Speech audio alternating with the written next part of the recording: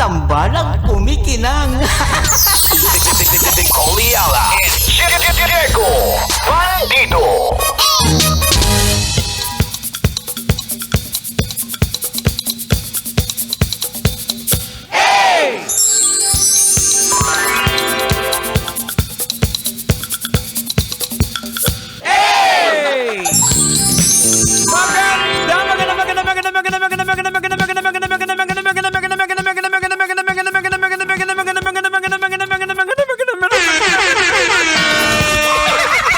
Magandang tanghali!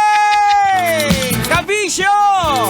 At syempre sa pangalan ng kumikinang ina, Nicole Yala, eto kasama po ninyo, ang kumikinang ulo!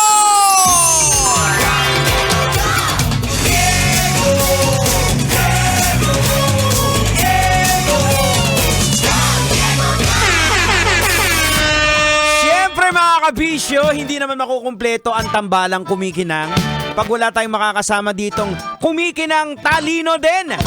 Walang iba mga kabisyo, let's all welcome! Henyo.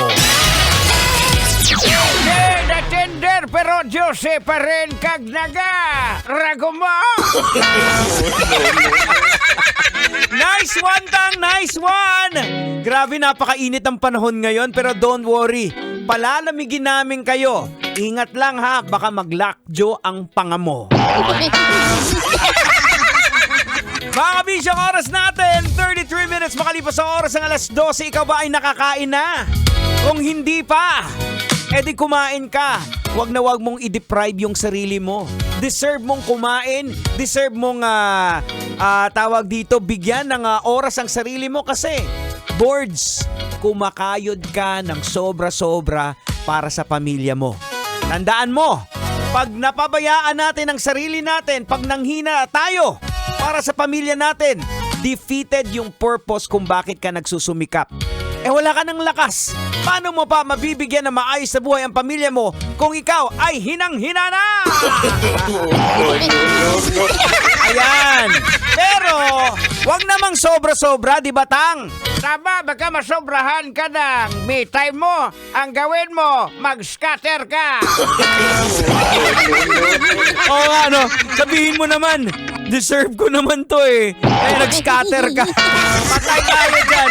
Wag yan, boards! Bad yan! Alam niyo, importante talaga sa panahon ngayon yung wag nating kakaligtaan yung mga sarili natin. Kasi unang-una, it's my personal experience. Ito, share ko lang to sa inyo ha. Yung pangatlong heart attack ko na nangyari sa akin. Because nga, Manong Driver, sa nangyari sa buhay namin, bumagsak yung kabuhayan, nawala ang lahat-lahat, nalubog sa utang. So ang nangyayari, dahil nga ako po ay may prior na heart surgery na, dahil wala na akong pambili ng gamot, tinipid ko para patuloy lang yung pamilya, para makapag-aral yung anak ko. But unfortunately, dahil po doon, napabayaan ko sarili ko, ayun, inatake uli. Kaya nga, blessed pa rin. Ito, binuhay pa rin ni Lord. Sabi ni Lord, hindi ka pa pwedeng umuwi, kalbo! Marami ka pang trabahong gagawin! Ayun lang. So, marami pang papatrabaho si Lord sa akin. Kaya eto, buhay na buhay. Kaya lesson learned yun sa akin ha. Actually, pinagsabihan nga ako ng doktor eh. Pinagalitan ako ng doktor ko. Sabi niya, bakit mo pinabayaan yung sarili mo? Bakit mo tinigil yung mga maintenance mo? Paano? Sabi ko, Dok, kasi naawa ko sa pamilya. Paano pag natuluyan ka? Mas kawawa tuloy yung pamilya mo. Kaya sabi ko, Dok, sorry na. I love you. Hindi mga kabisyo real talk lang kinakailangan na yan, Manong Driver, yung mga maintenance mo, baka makakalimutan mo na, baka minamaliit mo na, baka bigla na lang lalo na sa init ng panahon ngayon. Tandaan meron tayong tinatawag na invisible dehydration. Oh no! Ano bang ibig sa invisible dehydration, Tang? Besek, yung hindi mo nakikita, mamamatay ka na.